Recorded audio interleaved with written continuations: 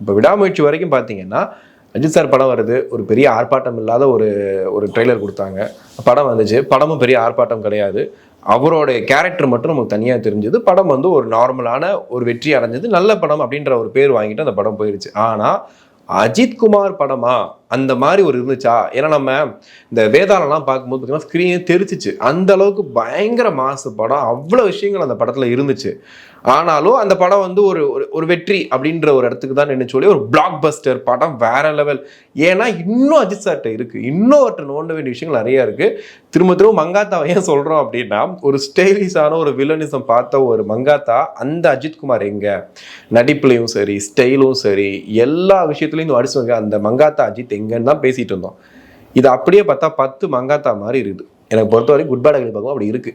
So இந்த படம் அந்த சாதனை பண்ணுங்கிற ஒரு கான்ஃபிடன்ட் வந்து படத்தோட டீசர் பார்க்கும்போது நமக்கு தெரியுது. ஏன்னா இவ்வளவு நாள் வந்த படங்கள் கொடுத்த வெற்றி அந்த தோல்வி எல்லாமே பார்த்தீங்கன்னா ஒரு மாட்ரேட்டாக தான் இருந்துச்சு. பட் இது ஷுவர் ஷாட்டாக அடிக்கிறாங்க, ஒரு கான்ஃபிடண்டாக இறங்கியிருக்காங்க அப்படிங்கிற மாதிரி தான் இந்த படத்தை பார்க்கும்போது இருக்கு.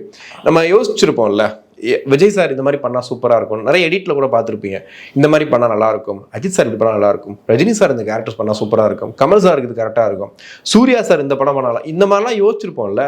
இதை அப்படியே ஒரு ஸ்க்ரீனில் பார்த்தா எப்படி இருக்கும் யோசிச்சு பாருங்க. சும்மாவே ஏகே ரசிகர்களுக்கு அவரை வந்து இந்த மாதிரி பார்க்கணும்னு ஒரு ஆசை இருந்துகிட்டே இருந்துச்சு, ரொம்ப நல்லா இருந்துச்சு. இப்படி பார்க்கணும்ப்பா அவரை, இந்த மாதிரி தான்ப்பா தலையை நடக்க விடணும், இந்த மாதிரி தான் பண்ணணும்.